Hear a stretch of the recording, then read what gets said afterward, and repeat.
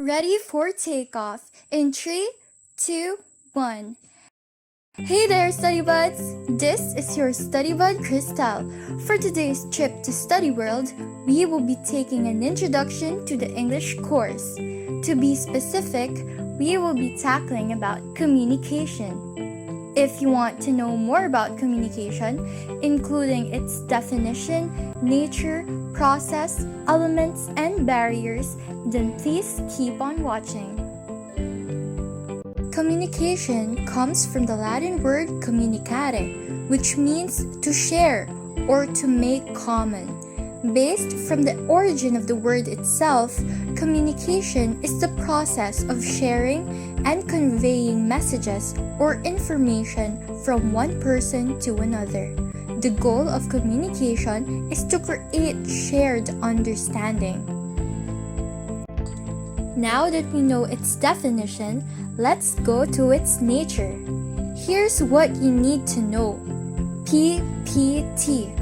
Communication is a process which occurs between two people, the sender and the receiver, and it can be expressed through words and nonverbal gestures. PPT.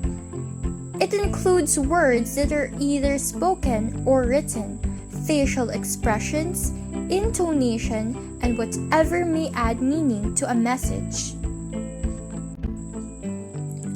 Knowing its dynamic nature, communication also has its elements.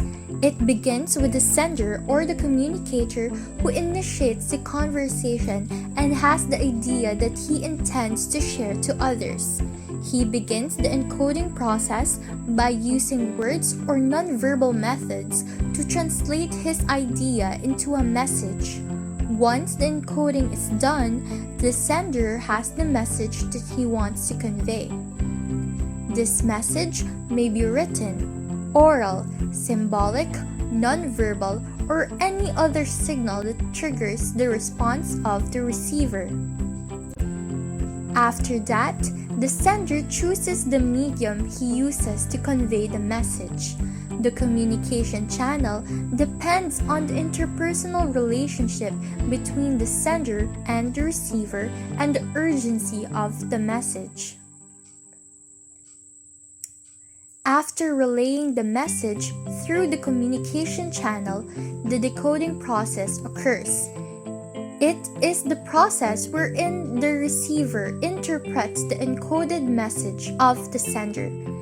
After this process, the receiver gives out the feedback, which may be reactions or information in response to the message.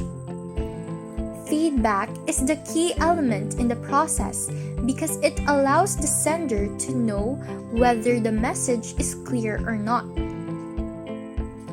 Lastly, the other two elements of communication are the context, which is the environment where communication takes place, and the barriers, which are the factors that affect the flow of communication, such as noise.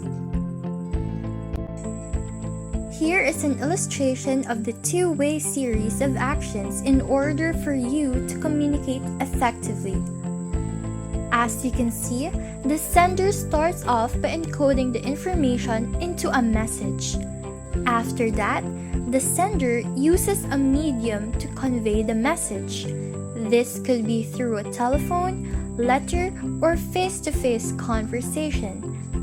After the appropriate channel is selected, the message is decoded once it gets to the receiver. The receiver responds in some way and gives out a response to the sender. This is the feedback. It may be through a spoken comment, a smile, or a written message. Although the communication process seems simple, certain barriers disrupt it. Some common barriers include the use of technical jargon, incorrect grammar, lack of confidence in what you're saying, and the most prominent barrier of all, noise. Noise essentially distorts a message by interfering with the process. It can take many forms, such as the unnecessary background music, another person trying to enter your conversation, and any other distractions that get in the way of the process. In order to become an effective communicator, you must recognize these barriers and stay away from them. Communication is essential in the society.